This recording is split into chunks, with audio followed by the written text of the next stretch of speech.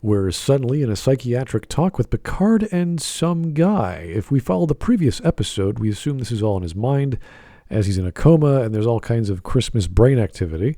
If you weren't following it, then you probably listening to dialogue that is so disconnected and pointless, I don't know how anyone thought this was good, or at least a believable scene. So, Jean-Luc, who's he? This line of questioning is absurd. Yes, considering the episodes prior. If this was the start of an entire Picard show, like Season 1, Episode 1, then great. This is what we wanted, a look into Picard's psyche. So a psychiatric analysis would be good. But we are so deep into the story of tangents, this is sadly just another plot and tone shift to what looks like another crazy dreamscape sequence. This is how you don't do a psychiatric analysis. So in the meantime, we're just stuck here. No any good jokes? Yeah, this show's writer's room. So the dude hands Picard what I thought was a hologram of a star. It's an actual object. So, you're in a dream here. So Picard tells the guy a story because the guy asks him to. Once upon a time, there was a queen. She was female. Telling stories not really your thing. This may be the actual writer on board moment, but this is just how I see the show in general. We're the main event. Now, Girardi and Rios, they're like a side story. Well, self-referential humor. So us secondary characters, yeah, we're the real characters, which would work if they were actual fans of the show and the writing was that good. But this comedy doesn't land. Oh, loyal and true Rosencrantz and Guildenstern, though your lesbian romance be in dialogue only, it will echo throughout the centuries, I'm sure. So they figure out Girardi is becoming the Borg Queen. Leap of faith? It's kind of how I roll. No, you just watch. You're a watcher. Your mission is to watch Renee. That's it.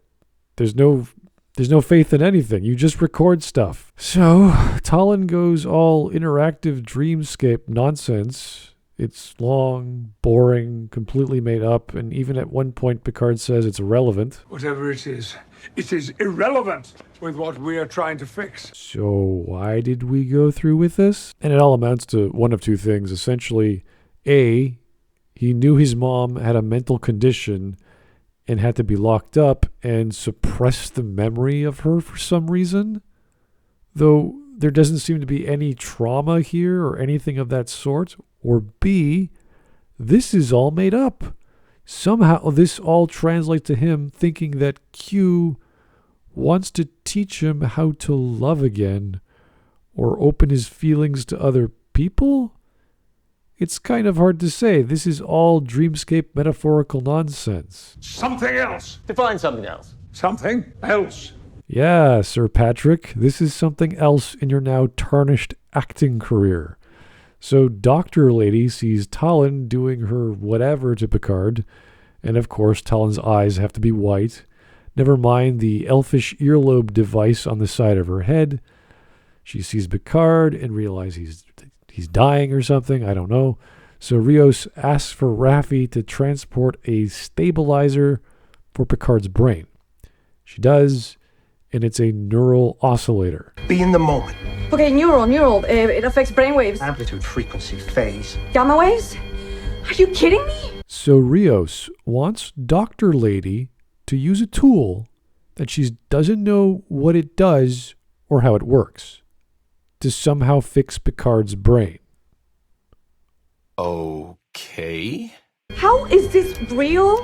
That's what I'm trying to tell you. So Dr. Lady points the alien device at Picard's skull, presses a button, and then that's the scene. You did it. He's stable.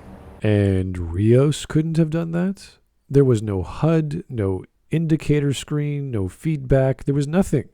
Star Trek isn't a press button and things magically happen show. It's the belief, or the illusion, that the people operating the technological futuristic devices are specialists and know how they work and what they're doing. 20th century Dr. Lady literally doesn't know what she's doing. She may as well be waving a magic wand over his skull. By the power of plot, Picard's all better. This is this is not science fiction. This is not even science fantasy. This is just stupid. And to add to this, Rios, for whatever reason, transports the doctor lady and her son to the La Sirena. Because that's a great idea, dude. Raffi and Seven are hunting down Agnes. Who cares? So Picard considers this all irrelevant, but considers... There is no better teacher than one's enemy. I seem to remember another adage, something along the lines of thinking that one's greatest teacher was failure. You see how these giant, big franchises have giant, big, dumb, broad statements that don't make much sense? It's all untrue, subjective nonsense here. Know thyself. Oh, geez. Thanks, Delphi. Any other great revelations you got to share here? That's what he wanted. Know myself. Are you sure about that? What if the lesson I take is know him? I'm not sure I'm following. Oh, great. So now, instead of having a story about Picard's inner thoughts and psyche, we're going to learn about Q's, the unknowable trickster gods. Okay, yeah, that'll go over well. What's next? More dreamscapes and metaphors? This is setting up something really, really dumb. He's saying it's about me, but it's deeply personal and urgent to him. And he knows this how? Are we just inventing the plot at this point? Renee's fine. Picard's fine. It's Agnes's enslaving humanity that's the problem now. But sure, Q, why not? So even though Guinan was leaving the city, the last we saw of her, she's back. Why not? So we have some ridiculous lore about Illurians having a truce with the Q, and Guinan just happens to have this bottle that not only represents it, but is the truce. She just carries it around. Just her. All the Illurians and the Q, and she's the person who walks around with this thing. Okay. Thanks, Star Trek Picard. Sure, that a magical Q summoning decanter. Because the plot demanded it. How convenient. Cosmic coincidence. Metal and liquid can capture the half-life of a moment. What is this, Deepak Chopra time? So she opens this genie in a bottle looking thing. The bar just shakes. Glasses and bottles break. And now Star Trek Picard has become science fantasy. It's now magic, melodramatic crap. Guinan pours this oily-looking liquid thing, takes a shot, belches, screams like she's doing some kind of shamanic ritual. Luckily, the Campari doesn't break. That's nice. Viva Italia. And nothing happens. Thanks. What are you doing? So Seven had to break a bottle on the ground to deduce that Agnes was trying to get more endorphins going through her body when she broke a bar's window. Even Seven couldn't deduce that by looking at the video like multiple times or, I don't know, brainstorm for a second, thinking about it. Is Seven just really dumb now that she's not Borg? And breaking things get her into some mind of the Borg queen? Don't Borg all have the same thoughts? Doesn't Seven know how Borgs and neurotransmitters work? Like, what? We need Picard. And what is a geriatric going to do in stopping the new Borg queen? Wasn't Seven pretty much born into being a Borg as a little girl? What great insight does Picard have outside of being locutus for 6 days that you suddenly need him?